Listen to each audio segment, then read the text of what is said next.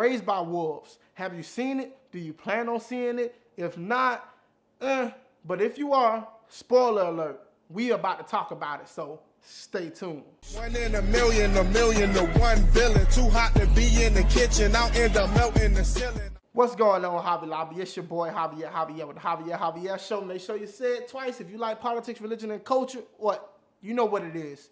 Hit the subscribe button, hit the bell. A lot of people, you watch the videos, but you ain't subscribed. Now, some of y'all have subscribed, and you are the reason that I'm still making videos and able to do what I'm doing, and it's really appreciated. So if you haven't subscribed to the channel yet, I ask that you just take a little second to hit the subscribe button, hit the bell, and really help me keep the videos going, and thank you all for doing your part. With that being said, let's get into this show, Raised by Wolves. Now, I originally saw this show on Facebook. It was an ad. And at first glance, I didn't know what the show was actually about. I didn't know it had to do with religion or atheism or any of that. So I just thought it was a cool concept. It looked pretty cool. So I decided to turn my TV on and check it out.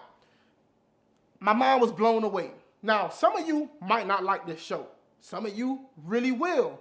But I'll leave that up for you to decide if you go watch it. But it's basically atheism versus religion. And not in your typical fashion where you have somebody debating religion versus somebody debating for atheism. That's not really what the show is about.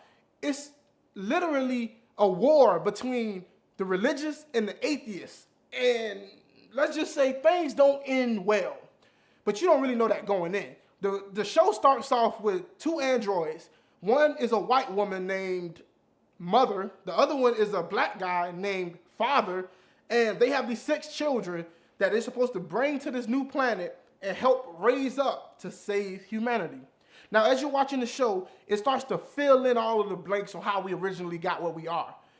Little to say about how it all got started, but what ends up happening is the 6 kids, out of all the 6 kids, only one survives. And by the time this one is the only one standing, the religious people show up on this big ship. Now, the androids are atheists, and they're trying to raise these kids to be atheists. And the religious people show up on this big ship, and I'm just going to say this right now. It's not really a kid-friendly show, in my opinion, because as soon as the religious people show up, the android goes all Beowulf and literally kills most of the people on the ship. Yeah. Kills them. Now, after that, the few survivors are gathered together, and the android, while she's doing what she's doing, she kidnaps a few kids, so she wants to start over. And the religious people decide we're going to go get our kids back, and it's just this whole drama, right? And as the time is going on, you realize you go back to Earth and realize in the past how the religious was fighting the atheists, and these robots and androids were built by the religious people to get their hands dirty so they would stay clean and pure in the eyes of Soul. Soul is their God who they believe in. And we don't necessarily, at this moment, because I haven't finished watching the show, but we don't necessarily know how the world actually ended. But the android was killing a whole bunch of atheists, and her job was to wipe out the atheists, even if it was the kids or whatever the case may be.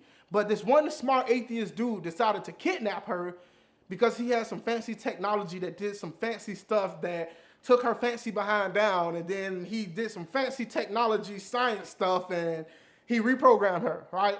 And that's how she originally got on the ship and was going to raise the kids.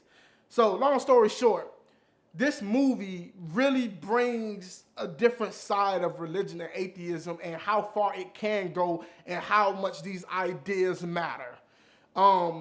I would also say that it's worth checking out because it does a good job not really highlighting one over the other. Now, there is some voodoo magic type stuff going on in the process of watching it where there's this voice in people's head that's telling them what to do and not do, and it might be a god. We don't know. At least I don't know at the moment. But I want to know if you plan on checking this out. Have you seen it? I hope some of y'all have seen it. And if you haven't, please go check it out because I want to know your thoughts. So just let me know below in the comments. But definitely worth checking out. I hope you enjoy it.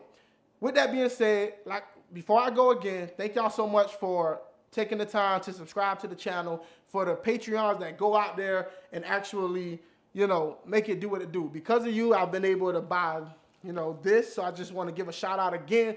Thank you so much. Without you, I would not be able to do what I'm doing. So with that being said, I hope all is well. I hope y'all staying safe out there. And until next time, peace.